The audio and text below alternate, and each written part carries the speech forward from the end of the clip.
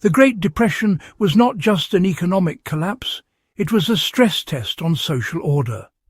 When banks failed, jobs vanished, and public institutions became overwhelmed, everyday Americans were forced to confront a hard truth. Survival often depended less on distant authorities and more on local action. Across rural towns, city neighborhoods, and migrant camps, communities began policing themselves, not out of ideology, but necessity. Understanding how and why this happened offers practical lessons for anyone studying societal resilience under pressure. Economic collapse stripped formal law enforcement of reach and effectiveness. By the early 1930s, local governments were broke. Tax revenues collapsed. Police departments were downsized, and sheriffs often covered enormous territories with minimal staff. In rural areas, a single deputy might be responsible for hundreds of square miles.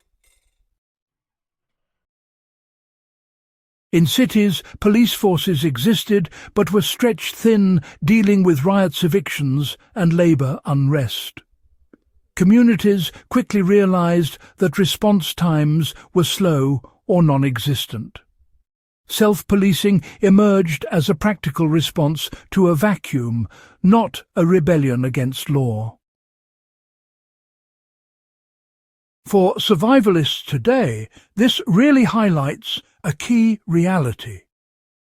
Institutional capacity is, well, finite, and local preparedness often determines outcomes when systems are strained.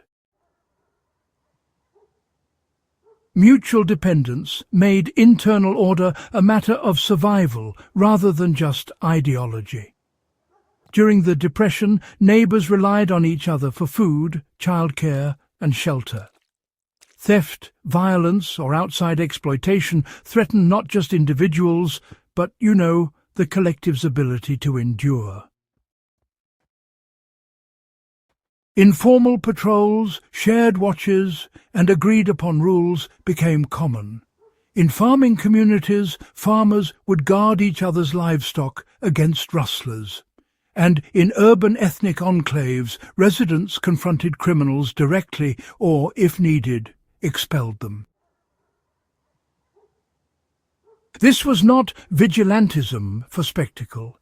It was disciplined, communal enforcement shaped by shared stakes.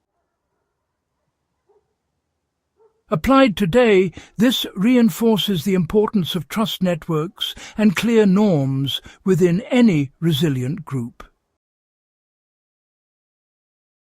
Labour camps and shantytowns developed their own enforcement systems out of necessity. Hoovervilles and migrant labour camps are often portrayed as chaotic, but, many developed internal governance. Camp residents organised watches, mediated disputes, and punished theft because outside police either ignored them or treated them as criminals by default. In California's migrant camps, workers elected representatives to maintain order and coordinate defence against exploitation. This shows how self-policing can emerge even among transient populations when survival requires cooperation. For modern preparedness planning, this demonstrates that governance does not require permanence, only shared interest and accountability.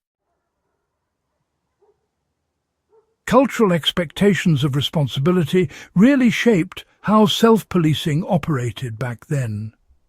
Many Depression-era Americans, came from traditions that emphasized self-reliance and, communal duty. In Appalachian towns, it was often church elders who stepped in to mediate conflicts. And in immigrant neighborhoods, it might be respected shop owners or union leaders who enforced the norms.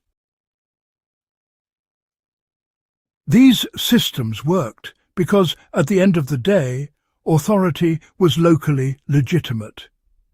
Enforcement was usually restrained, since everyone knew each other, and, honestly, the consequences were social just as much as physical. The lesson here is pretty clear. Legitimacy matters more than force. Groups today that try to build internal order without shared values, well, they'll fail when put under stress. Communities, balance deterrence with restraint to avoid escalation.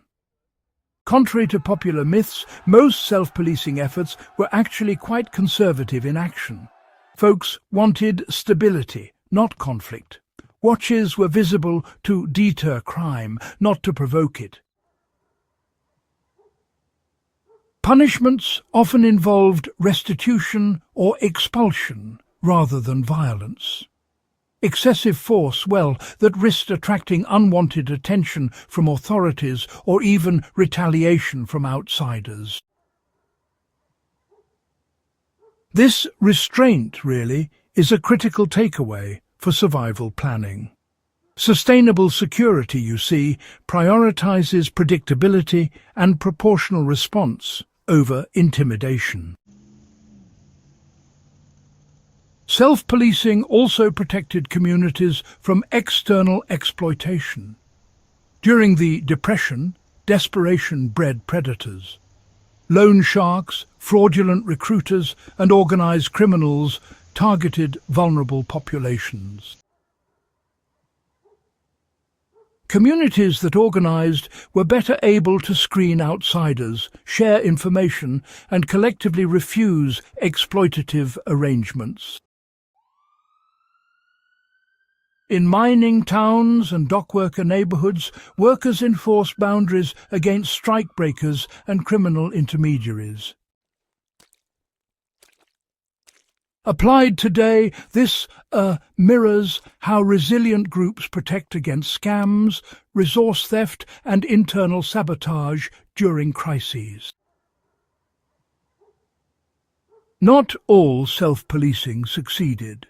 Groups without clear leadership or agreed rules often, fractured.